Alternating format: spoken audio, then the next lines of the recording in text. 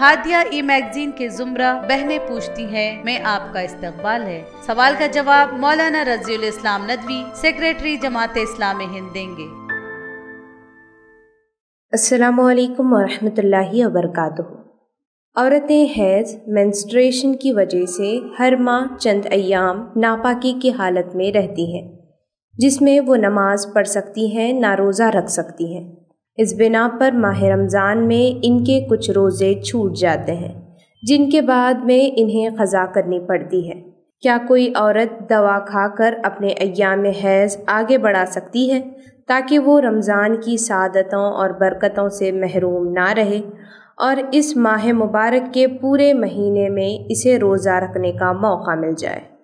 بسم اللہ الرحمن الرحیم۔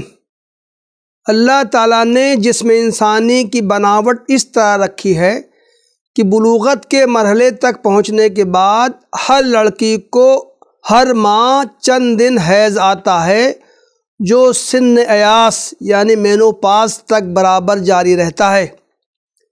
یہ صحت کی علامت ہے۔ اگر کسی ماہ حیض نہ آئے تو یہ مرض کی علامت ہے۔ اس کا سبب جاننے اور اس کا علاج کرانے کی کوشش کرنی چاہیے۔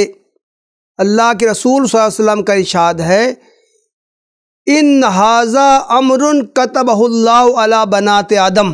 یہ بخاری اور مسلم کی حدیث ہے، یعنی یہ ایسا معاملہ ہے جسے اللہ نے آدم کی بیٹیوں کے لیے مقدر کیا ہے۔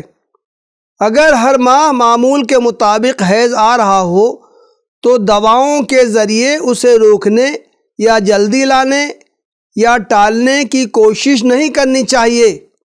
خواتین میں حیض آنا ایک فطری مظہر ہے، جس میں مصنوعی تدابیر سے خلل ڈالنے سے بسا اوقات فساد پیدا ہو جاتا ہے۔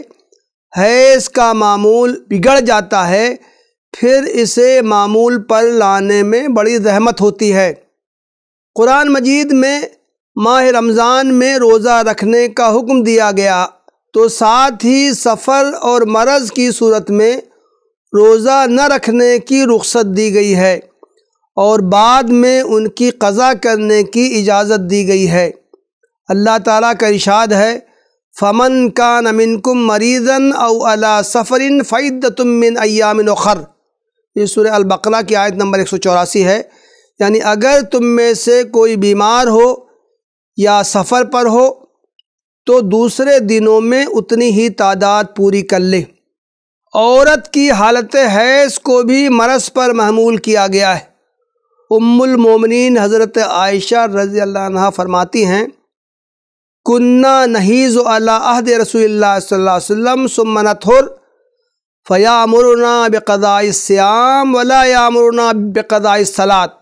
یہ صحیح مسلم کی حدیث ہے کہ رسول اللہ صلی اللہ علیہ وسلم کے زمانے میں ہمیں حیض آتا تھا، پھر جب ہم پاک ہوتے تھے تب آپ صلی اللہ علیہ وسلم ہمیں چھوٹے ہوئے روزوں کی قضا کرنے کا حکم دیتے تھے، لیکن چھوٹی ہوئی نمازوں کی قضا کرنے کا حکم نہیں دیتے تھے۔ حیض کی وجہ سے عورتیں رمضان کے کچھ روزے نہ رکھ سکیں اور انہیں بعد میں ان کی قضا کرنی پڑے تو یہ نہیں سوچنا چاہیے کہ انہیں کم اجر ملے گا، بلکہ اللہ تعالیٰ کی ذات سے امید رکھنی چاہیے کہ وہ قضا روزوں پر بھی اتنا ہی اجر دے گا جتنا رمضان میں رکھنے پر دیتا۔